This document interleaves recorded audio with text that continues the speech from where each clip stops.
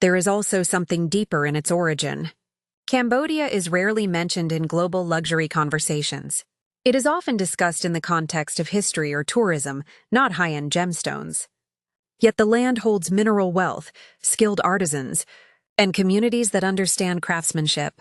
By bringing DIAMODIA to an international stage, something shifts. Value begins flowing both ways. The buyer receives access to natural brilliance.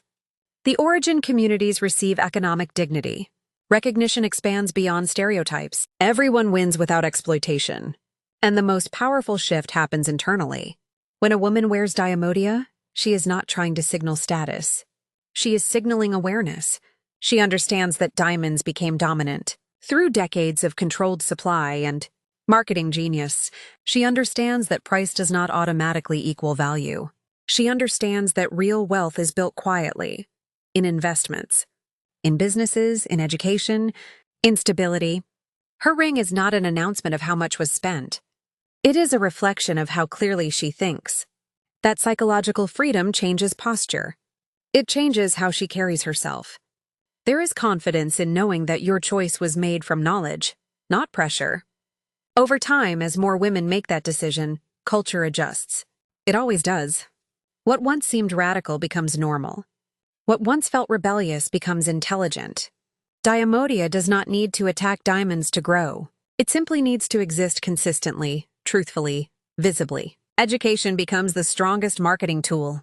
A single, well-told story can shift perception more effectively than $1 million advertising campaign. Picture an unveiling film that begins not with glamour shots but with honesty. A calm voice explaining geology, explaining formation, explaining brilliance, explaining cost structures without hostility.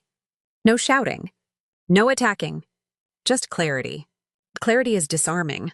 When people understand that a 3-carat diamond can cost the price of a small car, and a natural stone with commanding brilliance can exist at a fraction of that.